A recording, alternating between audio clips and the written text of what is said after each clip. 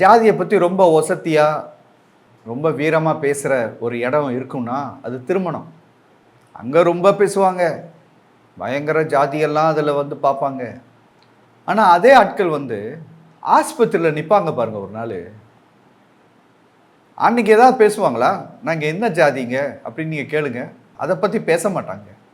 அங்கே மாமனார் வந்து நாங்கள் இந்த ஜாதியில் தாங்க ரத்தம் எடுப்போம்னு சொல்லட்டுமே, அவருக்கு தெரியும் அங்கே சொன்னால் பாச்சா பழிக்காதுன்னு தெரியும். அதனால் அங்கெல்லாம் சும்மா இருப்பார், பேசாமல் இருப்பார். ஒன்றுமே தெரியாத பசுமாடு மாதிரி இருப்பார், ஒன்றுமே சொல்ல மாட்டார்.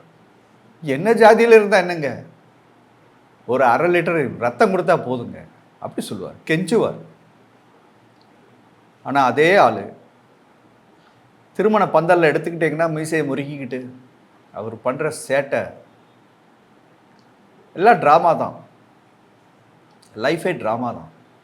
இந்த மாதிரி ட்ராமா பண்ணுறவங்க, நாடகம் ஆடுறவங்க, இவங்க பின்னாடிலாம் நீங்கள் போகாதீங்க.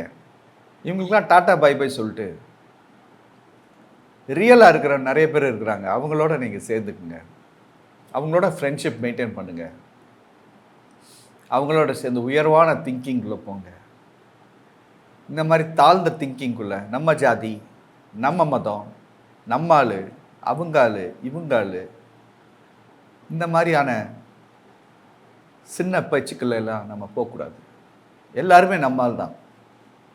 எந்த ஊருக்கு போனாலும் நம்மால் தான், எந்த நாட்டுக்கு போனாலும் நம்மால் தான், எல்லாருமே நம்மால் தான். இயேசுவினுடைய சீடர்கள் அப்படி தான் வாழணும். நீங்கள் இயேசுவினுடைய சீடராக இருந்தால் அது மாதிரி வாழுங்க.